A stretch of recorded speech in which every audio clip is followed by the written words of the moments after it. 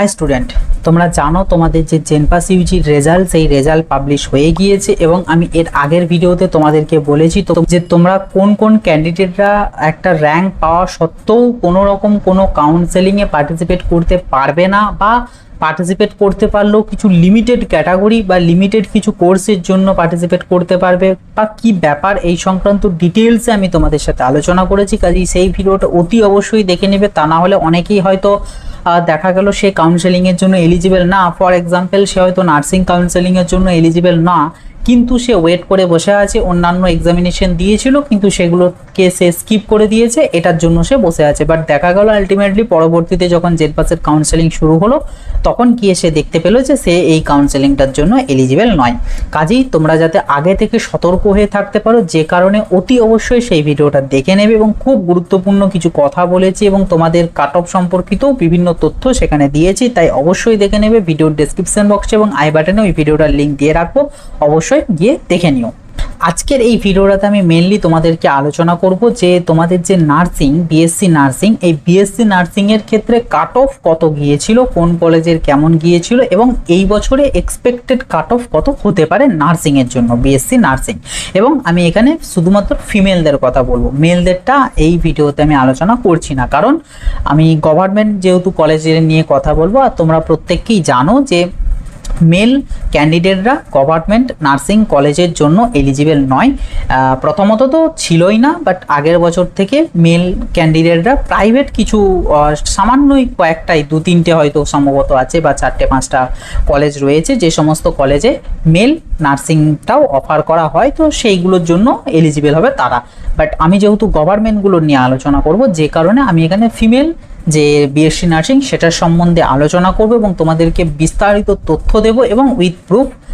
কারণ ইদানিং দেখছি অনেকেই কমেন্ট বক্সে কমেন্ট করে যে এটা উমুকের কপি, তুমুকের কপি, উমুক চ্যানেল থেকে কপি করা, তুমুক চ্যানেল থেকে কপি করা। তো তাদের জন্য বলবো যে এই যে আমি কাট অফগুলো বলবো, মানে কোন কলেজের কত কাট অফ গিয়েছিল বা ইত্যাদি ইত্যাদি, এগুলোর এটার যে কাট অফের যে লিস্টটা, যেটা অফিসিয়াল ডাব্লিউবিজেই বোর্ডের থেকে প্রকাশ করা, সেটা লিঙ্ক বরং আমি এখানে দিয়ে রাখবো। কারণ তোমরা তো যারা এই সকল আর কি করে বেড়াও, তোমরা মেনলি অফিসিয়াল জিনিস দেখতে তোমরা দেখোই না বলতে গেলে, তোমরা এর তারটুকু শুনে পরেই কাজ চালাও আর কি।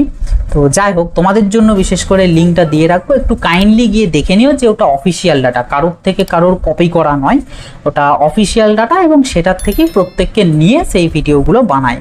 যার কারণে কপি মনে হলেও সেটা এবারে কিছু করার নেই। ওই যে বললাম, তোমরা একজনকে স্ট্যান্ডার্ড ধরে তারটা দেখে পরে প্রত্যেকটার কমেন্টে যেয়ে পরে এটা অমুক থেকে কপি করা, তুমুক থেকে কপি করা, জিনিসগুলো একটু মানে না করলেই ভালো হয়। কারণ অফিসিয়াল ডাটা বলেও কিছু থাকে এবং যারা কথা বলে তারা অফিসিয়াল ডাটা নিয়েই কথা বলে। কাজেই আর অফিসিয়াল ডাটা তো চেঞ্জ হয় না। এই যেমন একজনকে যেমন আমি রিপ্লাই করেছিলাম কমেন্টে, আমি যে কাট অফ রিগার্ডিং একটা আগে ভিডিও দিয়েছিলাম, সেখানে বলেছিলাম যে জেনারেলদের কাট অফ অ্যারাউন্ড হয়তো 45 বা 44 যা হোক একটা কিছু বলেছিলাম।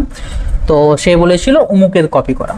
তাকে যেমন রিপ্লাই করেছিলাম যে ঠিক আছে, কপি করা যেহেতু, তাহলে তোমার জন্য উইথাউট কপি হিসাবে আমি বলে দিচ্ছি যে জেনারেলদের কাট অফ যাবে 65, এসসিদের যাবে 50, এসটিদের যাবে 49 বলে তাকে রিপ্লাইটা করেছে। তো তারা নিশ্চয়ই এটাই চাইছো, তবেই তো কপি না করা হবে, কারণ যেটা এক্স্যাক্টলি কাট অফ মোটামুটি যেতে পারে সেই হিসাবেই বলা হবে। এবারে সেটা মিলে যেতেও পারে কারোর সাথে, কোনো ডাটা মিলে যেতেই পারে, কারণ কাট অফটা তো মোটামুটি বলতে গেলে সেমই হবে না প্রত্যেকের, কেউ তো এরকম উদমাই বলবে না। তো যাই হোক আর কি, সেটা নিয়ে কথা বলতে চাই না। আমি ডিসক্রিপশানে লিঙ্ক দিয়ে দেবো, যে অফিসিয়াল ডাটা চেক করে নেবে এবং তোমরা দেখে নেবে।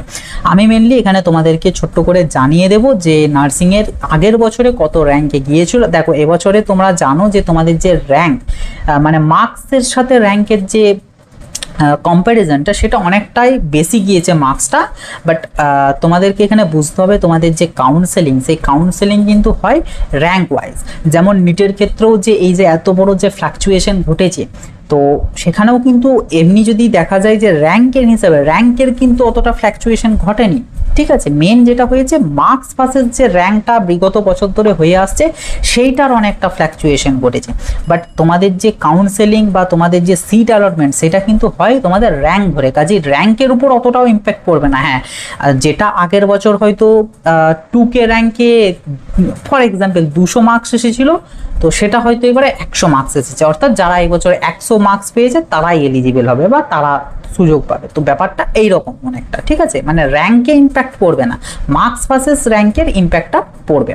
তো আমি তোমাদেরকে বলবো নার্সিংয়ের কথা, ফিমেল নার্সিং, যে কোন ক্যাটাগরির কততে ক্লোজ হয়েছিল গত বছর এবং এবছর কত যেতে পারে।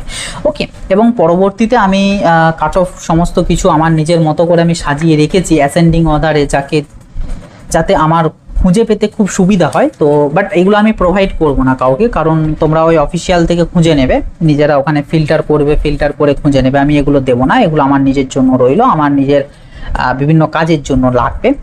বাট যাই হোক, সেখান থেকে আমার খুঁজে নিতে আরও সুবিধা হয়েছে। তো আমি সেই ডাটাগুলো তোমাদেরকে বলবো যে গত বছর কোন কলেজে লাস্ট অবধি গিয়েছিল এবং এবছর কত যেতে পারে গভর্নমেন্টের জন্য। তো প্রথম যদি বলি জেনারেল ক্যাটাগরির ক্ষেত্রে গত বছর 2023-এ government CON Kharagpur SD hospital এখানে গিয়েছিল 3472, এটাই ছিল লাস্ট, অর্থাৎ একদম মপ আপ রাউন্ড পর্যন্ত, ঠিক আছে। আমি যতগুলো র্যাঙ্ক বলবো এগুলো একদম লাস্ট র্যাঙ্ক। ওকে, তো 3472 পর্যন্ত কাট অফ গিয়েছিল গত বছর। ওবিসি এদের ক্ষেত্রে গিয়েছিল Matangini government CON Tamluk BH, এটাতে কাট অফ গিয়েছিল 5458। ওকে, নেক্সট ওবিসি বিদের ক্ষেত্রে গিয়েছিল আসানসোল ইএসআই এবং কাট অফ ছিল 3919। নেক্সট ইডাব্লিউএস দেরও গিয়েছিল same college of nursing Asansol ESI hospital, rank গিয়েছিল 7134। এসসিদের ক্ষেত্রেও same college Asansol ESI, rank গিয়েছিল 6440।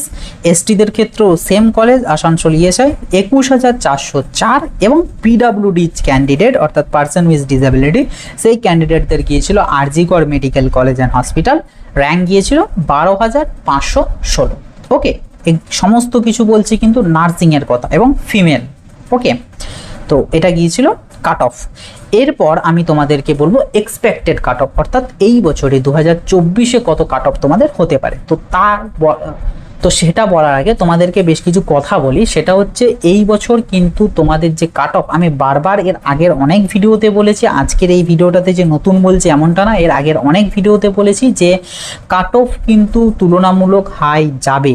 তার কারণ অনেক ক্যান্ডিডেট আছে যারা নিট এক্সাম দিয়েছিল, সেই সমস্ত ক্যান্ডিডেট, এইদিকের অনেক ক্যান্ডিডেট জেনপাস দিয়েছে এবং তারা এখন চাইবে যে একটা সিট তারা পেয়ে ধরে রাখতে, কারণ যতদিন না নিটের টোটাল কাউন্সেলিং কমপ্লিট হচ্ছে, এবং নিটের টোটাল কাউন্সেলিং সম্ভবত অক্টোবরে শেষ হবে, মানে পুরোপুরি কাউন্সেলিং। তো ততদিন পর্যন্ত তারা সিট ধরে রাখবে, বা যখনই তারা ওইদিকে যদি মেডিকেল সিট একটা পেয়ে যায় তারা এটাকে ছেড়ে দেবে।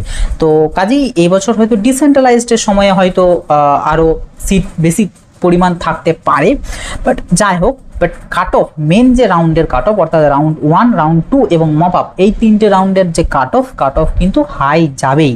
ওকে, বরং ডাব্লিউবিজেই বা এএনএম জিএনএমেরও হাই যাবে এবং ডাব্লিউবিজেইরও হাই গেছে, তো ওগুলোর থেকেও এটাতে আমার যতদূর মনে হয় আরও বেশি হাই যাবে, ঠিক আছে। তো প্রথম যদি বলি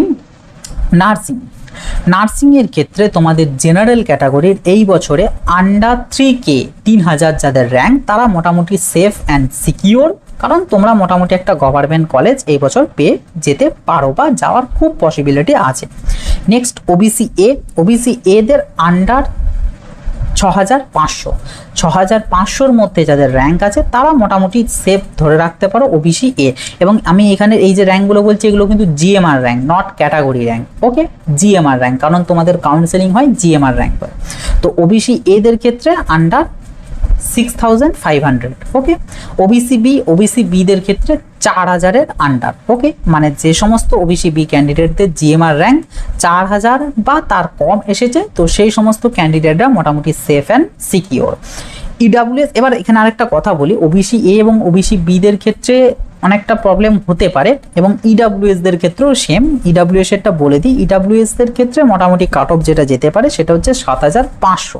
এবার ব্যাপার হচ্ছে এই তিনটে ক্যাটাগরির ক্ষেত্রে একটু বেশি কেন বলছি, তার কারণ যদি তোমাদেরকে বলি, কারণ এই বছর তোমরা জানো ওবিসি এ, ওবিসি বি বা মেনলি ওবিসি ক্যান্ডিডেটদের অনেকের যে সার্টিফিকেট সেগুলো তো ক্যান্সেল করে দিয়েছে, বাট তোমাদের এখানে লাগে এনসিএল। এবার এনসিএল এর জন্য তোমাদের এসডিওর সই করাতে হয়, বাট যেহেতু তোমাদের যে ক্যাটাগরি বা ওবিসির যে সার্টিফিকেট সেগুলো যেহেতু ক্যান্সেল করে দিয়েছে গভর্নমেন্ট থেকে, আমাদের ওয়েস্ট বেঙ্গল গভর্নমেন্ট, তো সেই কারণে কি অনেক এসডিও অফিসার তারা এনসিএল ইস্যু করছেন না।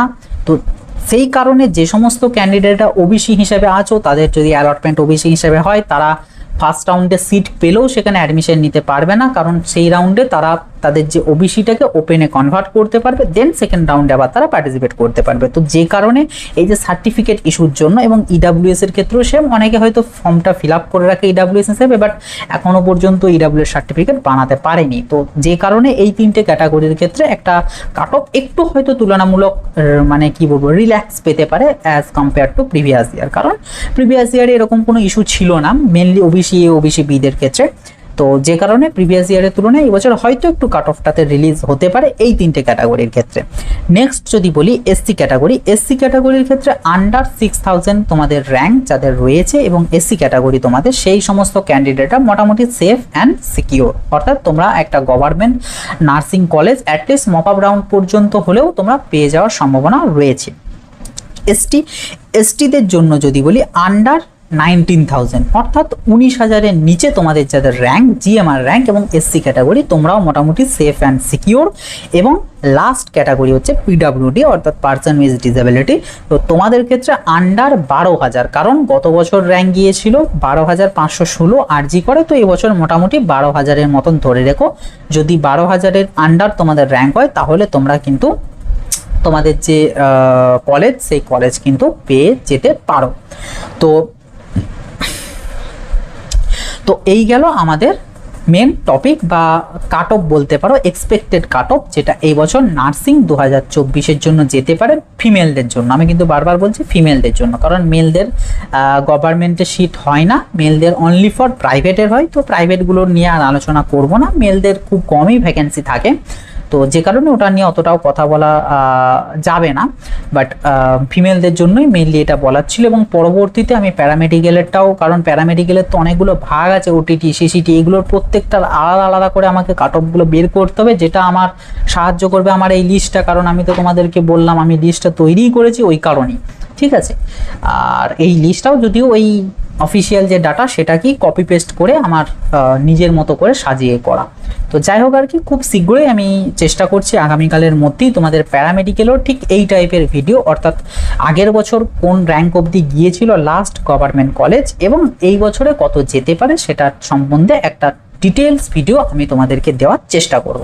ওকে, তো এই ছিল ছোট্টর উপর একটা ভিডিও এবং খুব গুরুত্বপূর্ণ ভিডিও, কাজেই অবশ্যই ভিডিওটা খুব বেশি বেশি করে শেয়ার করে দেবে এবং ভিডিও ভালো লাগলে অবশ্যই একটা লাইক করবে, চ্যানেলে নতুন হয়ে থাকলে সাবস্ক্রাইব করে নোটিফিকেশনটা ক্লিক করে সেটাকে অলেতে সেট করে দেবে এবং কোনো ডাউট, কোনো কোয়াইজ, কোনো কিছু জিজ্ঞাসা থাকলে অবশ্যই কমেন্ট বক্সে লিখে জানাবে। এছাড়া আমার সাথে পার্সোনালিও যোগাযোগ করতে পারো, আমার যাবতীয় কন্ট্যাক্ট ডিটেলস ভিডিওর ডেসক্রিপশন বক্সে দেওয়া আছে। এছাড়া প্যারামেডিক্যালদের জন্য বেশ কিছু ভিডিও অলরেডি দেওয়া আছে, যেমন টপ 10 প্রাইভেট প্যারামেডিক্যাল কলেজ কি কি হতে পারে, প্যারামেডিক্যাল কলেজের সেই কলেজগুলোর কাট অফ কত, বা তোমাদের যে টপ বা বেস্ট প্যারামেডিক্যাল কোর্স কোনটা হতে পারে, বা স্কোপ কেমন আছে পরবর্তীতে, এই সংক্রান্ত অনেক তথ্য আমি দিয়েছি এর আগের বেশ কয়েকটা ভিডিওতে। সেই সমস্ত ভিডিওর লিঙ্ক আই বাটনে এবং ডেসক্রিপশন বক্সে দিয়ে রাখবো, অবশ্যই সেই ভিডিওগুলো দেখে নেবে।